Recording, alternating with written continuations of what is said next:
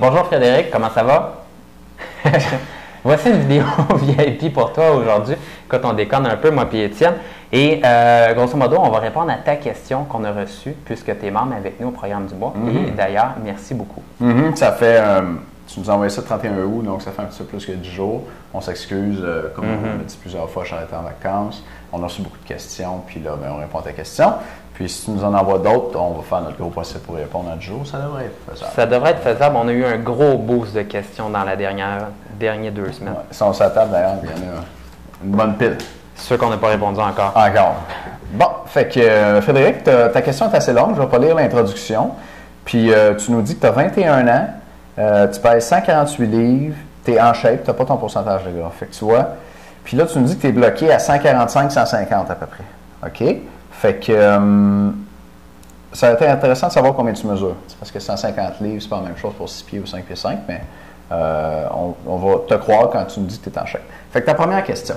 Connaissez-vous le TRX Suspension Training et qu'en pensez-vous? Je l'utilise personnellement à la fin de chaque session d'entraînement pour faire mes abdominaux et de temps en temps en superset avec d'autres exercices. J'imagine aussi pour faire les abdominaux. Charles, veux-tu répondre à ça? Oui, absolument. Écoute, le TRX, je pense que c'est un bon outil d'entraînement, principalement si tu t'entraînes à la maison.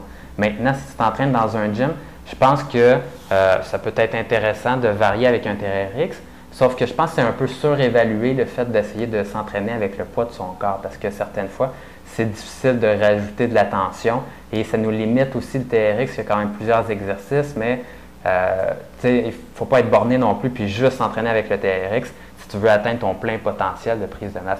Il y a certains exercices que j'aime bien avec le TRX, puis je pense que tu le dis, j'aime bien les abdos d'ailleurs avec le TRX, notamment les pieds pris dans les sangles et en position de planche, puis là tu avances puis tu recules, ça travaille vraiment bien les abdos. Cool.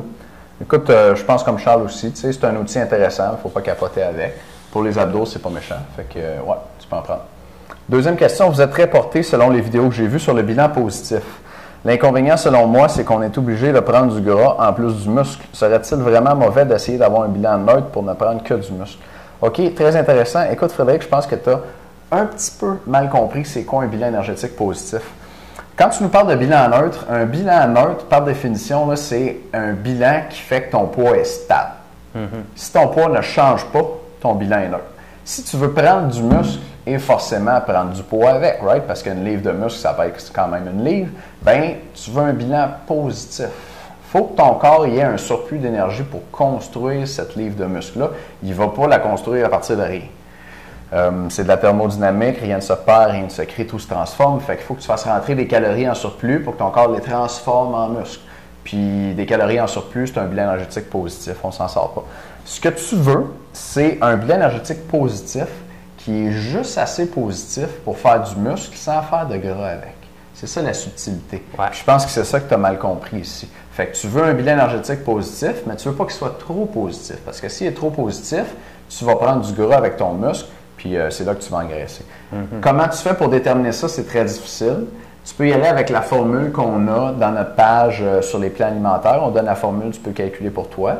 Tu peux nous écrire pour avoir un plan alimentaire. On peut préparer un plan alimentaire en fonction des résultats de la formule pour toi aussi. Ou tu peux y aller avec une autre méthode qui est tu te pèses à toutes les semaines avec une balance qui mesure ton pourcentage de gras. Puis tu regardes si ton poids augmente, puis si ton pourcentage de gras augmente. Puis ce que tu veux, c'est que tu prennes du poids. Tu prends du poids sans prendre de gras, right? Fait que tu fais le calcul toi-même avec ta balance, puis là, tu peux comme ça le mesurer de près. C'est la meilleure façon. Il faut que tu pèses plusieurs fois dans ta semaine. C'est pas mal ça. Je pense que c'est très bien résumé. Merci. Est-ce qu'il y avait une troisième question? Il y avait une troisième. Personnellement, je trouve que le cardio est super important et j'en fais avant chaque session. Avec la méthode par intervalle récemment apprise sur votre site. Merci. Good job. Est-ce que le fait de faire des 10-15 minutes de course intensive au début et 5 minutes de corde à danser à la fin de mes sessions pourrait empêcher la prise de masse? Bonne question. Écoute, ce qui arrive, c'est que ça dépend un petit peu de ta capacité de récupération. Par contre, je te dirais, si tu fais ton cardio puis que tu y vas, dans le fond, qu'il t'en reste un petit peu en banque à la toute fin de ton cardio, à ce moment-là, ça ne limite pas ta prise de masse. Mais si vraiment, il y a certaines personnes, des fois, qui nous envoient des questions qui disent qu'ils vont vraiment à fond puis ils se tuent sur le cardio avant d'aller faire leur musculation, et là, à ce moment-là, ça cause un problème. Mais moi, j'aime beaucoup faire la méthode 4x20 ou quelque chose de similaire.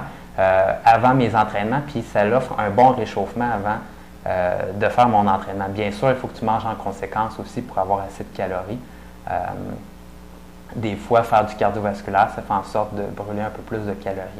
Mais vas-y pas plus que ça. Garde-toi à la méthode 4 par 20 et ça va être parfait. Cool.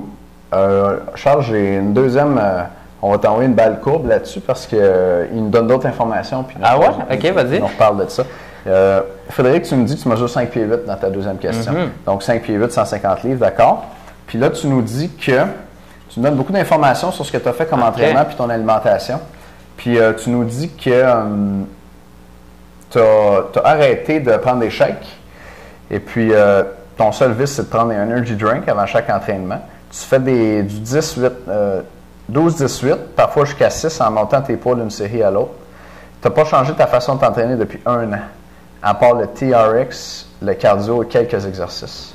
Tu nous dis personnellement, tu trouves que le cardio est super important. Puis là, tu nous dis, ta vraie question est, est-ce que je peux recommencer à prendre la masse si je continue ce rythme de vie simplement en ayant un problème défini et en le changeant à chaque mois?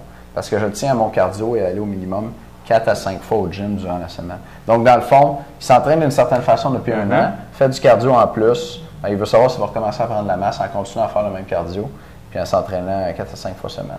En continuant à faire le même cardio, oui. Regarde ta capacité de récupération, 4 à 5 fois par semaine, ça peut être beaucoup plus avec ton cardio compris. Donc, il faut vraiment que tu aies une bonne capacité de récupération.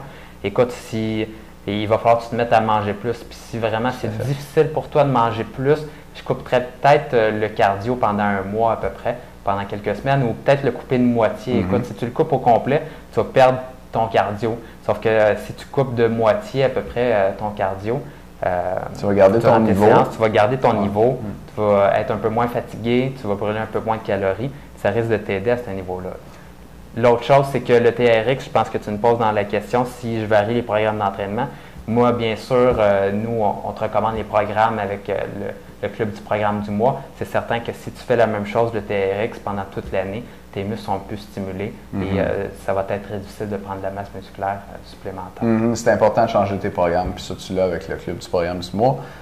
Puis Charles l'a dit, il y a le côté entraînement, il y a le côté alimentation qui est super important. Si tu veux prendre de la masse, ça te prend un bilan positif. Tu n'as pas le choix. Il faut que tu manges plus. Si, mettons, avec la quantité d'aliments que tu manges en ce moment, ton poids ne change pas, bien, c'est clair que si tu veux que ton poids change, il faut que tu manges plus. Il n'y a pas de secret.